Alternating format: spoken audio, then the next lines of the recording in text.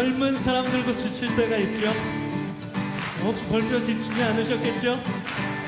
젊은이라도 넘어지고 지치고 성경에 자빠진다는 말도 있더군요. 그럴지라도 오직 영원. 그런데 안타깝게도 주님의 음성을 듣지 못했다고 생각하는 분들이 너무너무 많은 것은 왜 그렇죠? 우리가 하나님의 음성을 듣는 것에 대해서 너무 훈련되지 않았기 때문에 하나님의 음성을 듣는 것에 대해서 혼란스러워한다는 것을 알았습니다. 하나님의 음성을 못 듣는 이유는 육성으로 듣는 줄 알기 때문에 그렇습니다. 그래서 하나님 앞에 정말 기도원에 올라가서 간절히 기도했습니다. 물지간 할아버지 같은 목소리로 유기성 목사야 이렇게 들려주시는 줄 알았어요. 하나님이 그것마저도 안 하시겠나, 정말 나를 목사로 부르셨다면. 그런 생각도 했었습니다. 나무 뿌리를 뽑으려고 나무를 붙잡고 막 흔들고 기도도 했었어요. 결국은 아무것도 못 들었어요. 보혜사 곧 아버지께서 내 이름으로 보내실 성령, 그가 너에게 모든 것을 가르치시고 내가 너에게 말한 모든 것을 생각나게 하리라. 내 안에 오신 주님이시니까 생각나게 하시는 방법으로 말씀하신다는 것을 그때서야 깨달았어요. 여러분, 양심의 가책 받아보신 적 있습니까? 또는 은혜 받았다, 그런 느낌이 있었던 적이 있습니까? 회개할 마음에 갑자기 생기는 적이 있었습니까? 그런데 이렇게 떠오르는 생각이 다 주님의 생각은 아닙니다. 여러분이 정말 정신 똑바로 차려서 여러분 안에 오신 주님의 음성에 귀를 기울이고 마귀가 주는 음성을 철저하게 거부해야 돼요. 그러면 어떻게 그렇게 할 수 있느냐? 주님의 음성인지 마귀가 주는 소리인지 어떻게 구분하느냐? 성경 말씀이에요. 성령님은 당신이 하시고 싶은 모든 말씀을 다 이 성경에 눈으로 보고 읽도록 해놓으셨어요.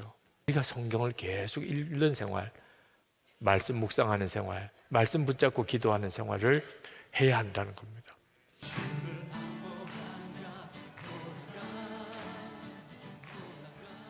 사랑하는 여러분, 그러므로 복음이 만약 우리를 바꿔놓아야 한다면 뭘 바꿔야 되는 거 아니? 우리의 중심이 바뀌어야 되는 거예요. 아멘. 그래야 복음의 능력으로 드러난다 이 말이야. 교회가 왜 교회답지 못하고, 예배가 왜 예배되지 못하고, 왜 주의 백성이 주의 백성답지 못하냐? 다른 거 없다 이 말이요. 복음이 슬쩍 거슬리고 지나갔어. 복음이 우리의 약간 가난한 걸 조금 바꿔놨다.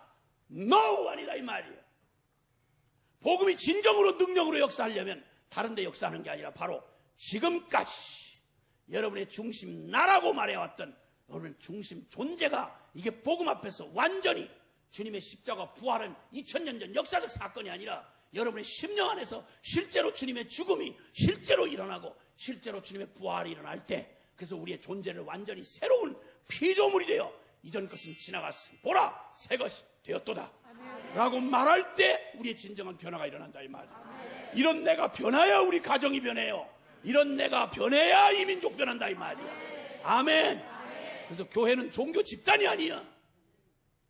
여기는 진정으로 하나님께로부터 에클레시아라는 말이 세상에서 우리를 건져내었다 이런 의미다 이 말이야. 우리는 불러냄을 받은 물이다 이 말입니다. 그러므로 우리를 우리가 주인 되었던 나의 이 비극적이고 내가 하나님 주인인 걸 밀어내고 내 인생에 내가 주인 되어 살아왔던 나의 병든 자아의 왕국에서 이 세상 한복판에서 우리를 불러내어 하나님께로 구별되어 불러냄을 받은 물이 이 사람들이 모여있는 게 교회다 이 말이야. 할렐루야. 이럴 때 복음의 능력이 바로 나 죽고 예수 사신 이 생명의 복음이 우리 안에 믿음으로 드러날 때, 이때 복음의 능력이 꽃을 피우기 시작하고 이때 하나님의 영광이 드러난다 이 말입니다.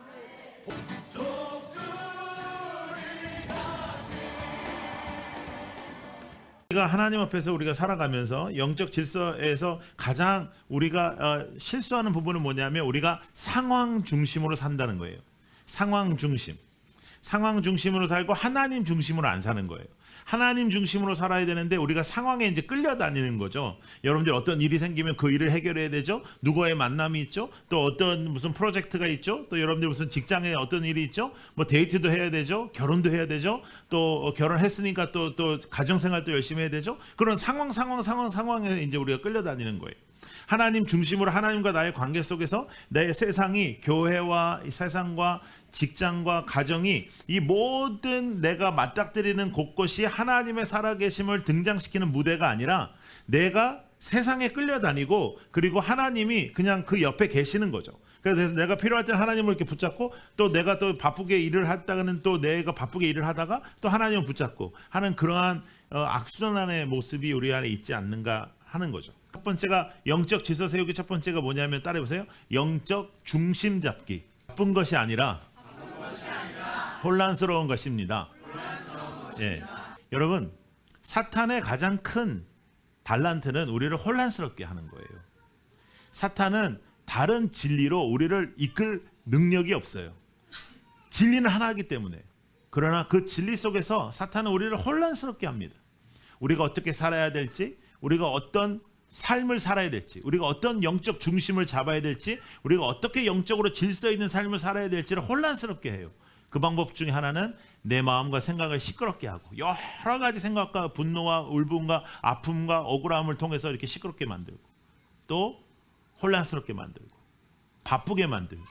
우리는 세상에 끌려다니도록 창조되지 않았어요. 우리는 하나님이 지으시고 선한 일을 위하여 하나님의 영광을 위하여 지으심을 받았는데 이 땅에서 하나님의 영광을 나타내는 피조물로 살아야 하는데 하나님의 영광을 나타내는 피조물로서 우리가 마음을 하나님께 빼앗기지 않고 이 세상에 빼앗기는 순간부터 세상에 질질 끌려다니기 시작한 겁니다.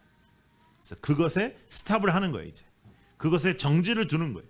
그리고 더 이상 그렇게 살지 않겠다. 나는 하나님께서 원하시는 삶을 살겠다. 나는 하나님께서 원하시는 영적 중심을 잡겠다 고백하는 것입니다. 또 마지막 날에 여러분들 무릎 꿇고 그렇게 기도를 열심히 했잖아요. 그럼에도 불구하고 여러분 그 감정과 그 은혜가 계속 지속적이지 않아요. 그렇게 그때 뜨겁게 우리가 기도를 했어도 그 은혜가 나의 인생을 잡아주지 못해요. 그러려면 하나님 중심의 구체적인 인생의 방향을 내가 정해야 되는 거예요. 더 이상 혼란스럽게 살지 않는다. 나는 더 이상 이 세상에 끌려다니지 않는다. 나는 상황에 끌려다니지 않는다. 나는 하나님 중심으로 하나님께서 원하시는 삶을 나는 살아보겠다라는 거죠. 그러면 시간표 정하고 조용한 시간 정하고 하나님과의 그 시간 분명히 하고 그리고 여러분들이 그 시간이 하나님 보시기에 아름다운 시간이 되었는지를 확인하고 매일매일 그것을 일기를 쓰고 그렇게 해서 이 한 주를 살아보십시다. 구체적인 영적 질서가 세워져서 다시는 영적으로 우리가 흔들리지 않는 우리의 인생이 되기를 축복합니다.